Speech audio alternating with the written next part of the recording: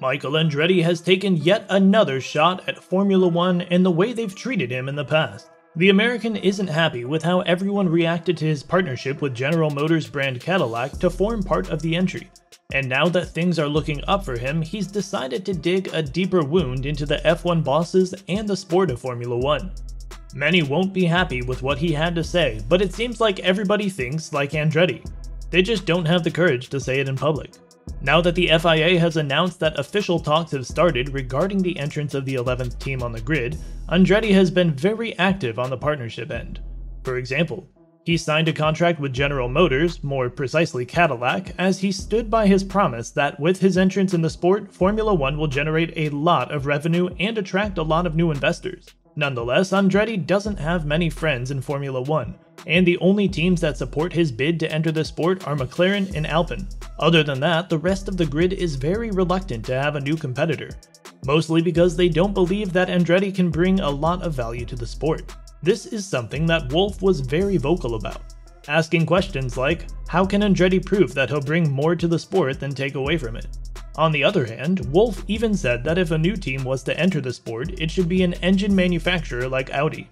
The German manufacturer will race in Formula One starting in 2026, but they've completed a buyout on Sauber, about which Andretti had some fierce words to say as well.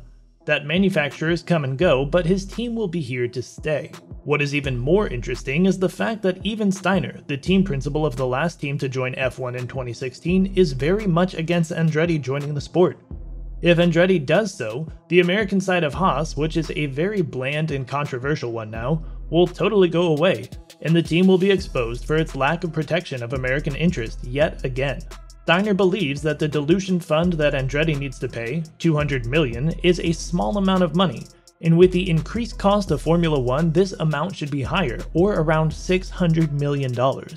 With that being said, it's very obvious that Andretti doesn't have many friends on the grid, and what's even more interesting to pay attention to is that he isn't even trying to have any.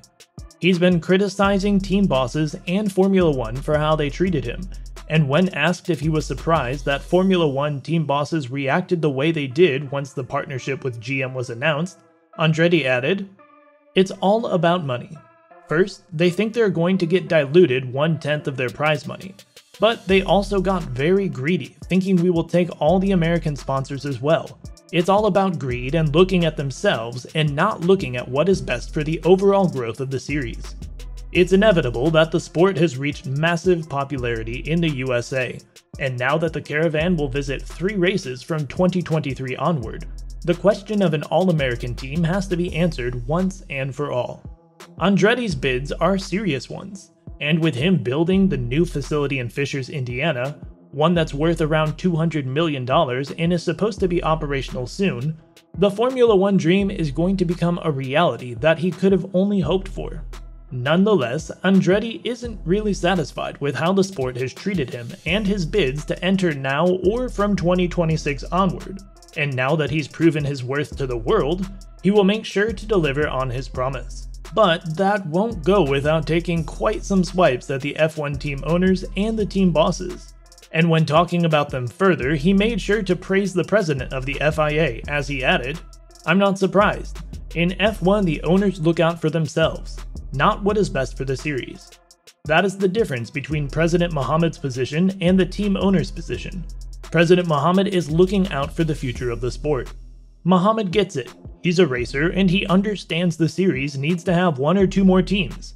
It is an FIA championship and it holds most of the cards to get the expression of interest going. Andretti is eager to prove to the world that he has what it takes to lead a team to championships, and it seems like that is his goal." Although a bit optimistic, Andretti thinks that his team will definitely have a chance to fight for championships.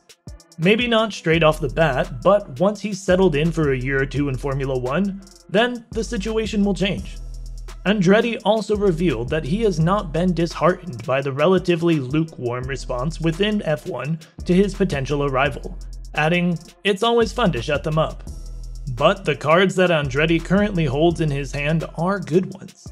And with the increased interest in the sport in the USA, One couldn't help but wonder whether Andretti will be boosted by it and whether they'll be able to make a strong run in one of the upcoming seasons. They have already signed a contract with an F1 engine manufacturer, and although everyone assumes it's Honda, nothing has been officially announced yet by Andretti or GM. Still, it makes the most sense for them to go with Honda.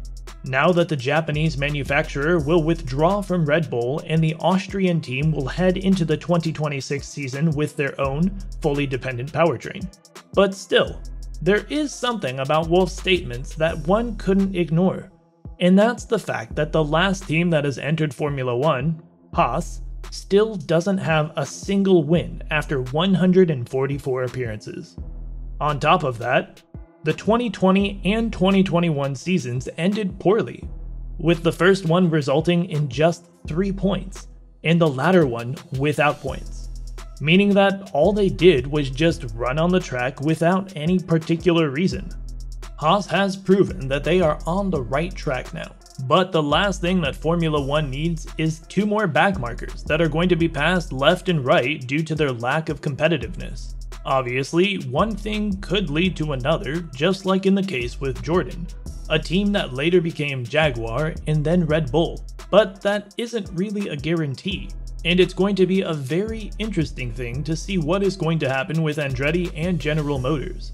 What is certain is that the USA is finally going to receive an all-American team, and Andretti hasn't really made any friends on the grid. Quite the contrary. He added that the naysayers are the ones that are motivating him to go further, and his beef with Wolff goes way back a couple of years ago, when Andretti made the initial pushes to enter the sport as a team. Back then, Wolff made the comments regarding Audi's entrance and the sport not needing Andretti as the 11th team, with Andretti asking the Austrian, "Why deprive us from it?" in a long rant that went on about Wolff's influence and power in F1 being too big of a thing now, and something that is hard to control. Andretti's father, Mario, is a former F1 champion, and it goes without saying that the experience he has regarding the sport will definitely boost Andretti's chances of performing well in the following period.